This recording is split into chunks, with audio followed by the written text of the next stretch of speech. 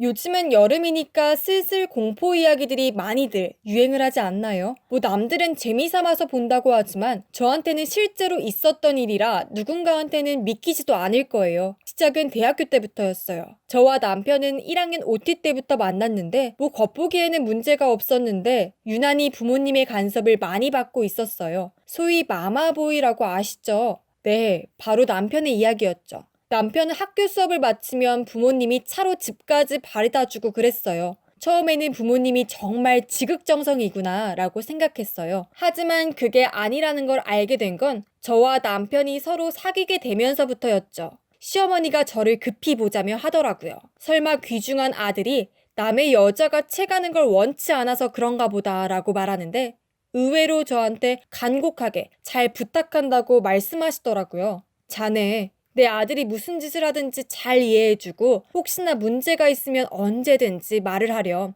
간절히 부탁한다. 라고 말씀하시는데 대체 겨우 연애하는 건데 왜 이러시는 건가 라고 생각을 했지만 저는 별다른 생각을 하지 않았어요. 그때 다시 한번 생각을 해봤어야 했어요. 어쨌든 전 남편하고 데이트를 하며 학교 생활을 즐겁게 보냈고 남편이 군대에 갔을 때도 면회 가고 휴가 때 만나고 그랬거든요. 근데 면회에 갈 때마다 느끼는 건데 제가 갈 때마다 거기 있던 군인들이 왜인지 저보고 쑥덕거리더라고요. 계속 제가 면회를 갈 때마다 그래서 어느 날 제가 궁금해서 물었어요. 저기요, 제가 면회 갈 때마다 막 저보고 이야기를 하시는데 제가 만만해 보이시나요? 라고 말하는데 군인들이 한동안 머뭇거리다가 선임으로 보이는 사람이 저한테 말하는데 혹시 남친분 평소에 이상한가요?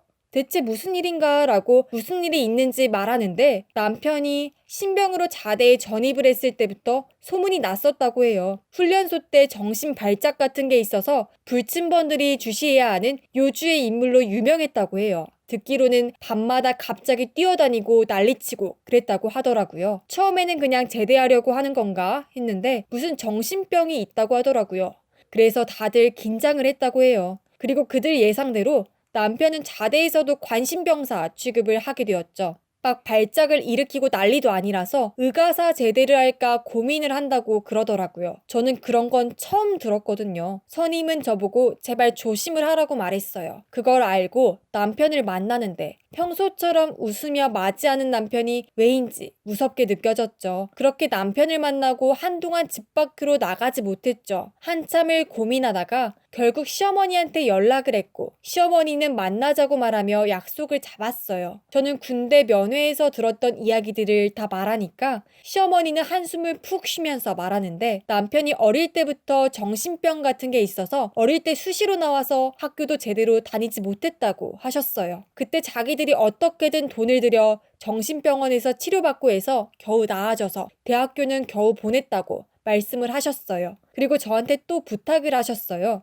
제발 그 아이를 버리지는 말아줘. 지금은 우리가 있지만 만약에 우리가 죽으면 저 아이는 아무도 돌봐주지 않아. 부탁이야. 라고 말씀을 하시며 부탁을 하셨죠. 보통 여자들 같으면 헤어졌겠죠. 그런 정신발작을 일으키는 남자를 누가 감당을 하겠어요. 하지만 시어머니께서 간절히 빌으셨고 앞으로 잘해주겠다고 말씀해 주시는데 너무나도 안쓰러웠죠. 그리고 남편이 저한테 딱히 문제를 일으킨 적이 없었어요. 저는 알았다며 약속을 한다고 했고 시어머니는 고맙다며 우셨죠. 그 뒤로 남편이 제대하고 같이 학교를 다니는데 남편이 자기도 마마보이 소리 듣고 싶지 않다고 말하며 저랑 같이 자취를 하자고 하더라고요. 하지만 저는 군대에서 들었던 이야기가 떠올라서 나중에 생각해보는 게 어떠냐고 말하니까 남편은 난 괜찮다며 한 달만 같이 지내자고 말했죠.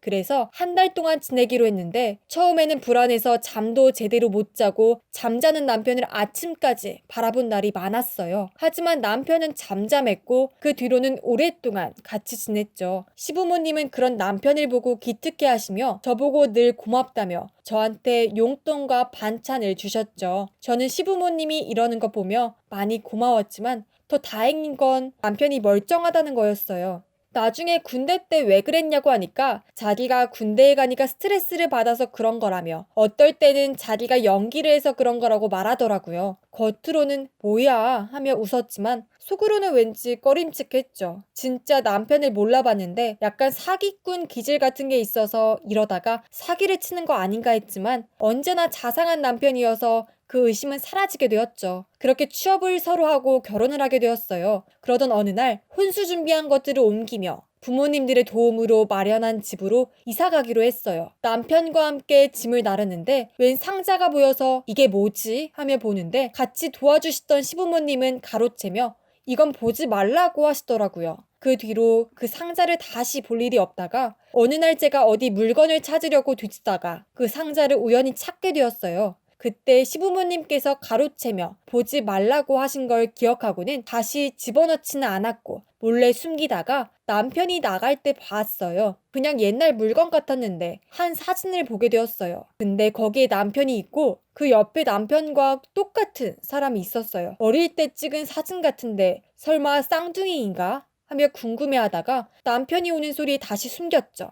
그날 밤 저는 그 아이는 대체 누굴까 하고 생각을 했는데 그 사이에 잠들어 버렸죠. 그때 남편의 중얼거림에 잠을 깼죠. 형이 아니면 내가 이렇게 되지 않아. 죽어, 죽어, 죽어. 대체 이게 무슨 소리인가요? 혹여나 그 사진하고 관련이 있나 싶어서 몰래 사진을 들고 흥신소에 가서 알아보았는데 오래전 시골에서 행방불명된 아이였다고 하더라고요. 그리고 놀라운 건 그 아이는 바로 남편의 쌍둥이였다는 거였어요. 그리고 쌍둥이 형이 행방불명이 되었을 때 남편하고 같이 나갔다가 나중에 혼자서 남편이 헐레벌떡 뛰어왔다고 마을 사람들이 증언했다고 말했죠. 그 뒤로 갑자기 이사를 가며 사라지고 행방불명된 아이는 다시는 나타나지 않았다고 말했죠. 그러자 저는 바로 경찰에 신고를 했고 남편은 살인으로 기소가 되었고 대체 이게 무슨 일인지 말씀을 하자면 전 듣자마자 흥신소 사람도 대충 눈치를 챘지만 남편이 쌍둥이 형을 죽였던 거였죠. 그리고 나중에 시부모님도 조사에 들어가고 수사를 진행하면서 알게 되었는데 남편은 저수지에서 쌍둥이 형을 밀어서 죽였다고 고백을 하더라고요. 대체 이게 무슨 일인지 시부모님한테 여쭤보았죠. 그러자 시부모님은 울면서 저한테 말씀하셨죠. 쌍둥이가 태어나고 형이 굉장히 공부를 잘해서 집안의 사랑을 독차지했다고 말씀하시며 남편은 소외되었다고 하더라고요. 그래서 남편은 그런 형을 보고 질투를 하며 홧김에 죽였는데 막상 사람이 죽는 걸 보게 된 남편은 울면서 집에 달려갔고 그때부터 정신질환에 시달리게 되었다고 말하더라고요.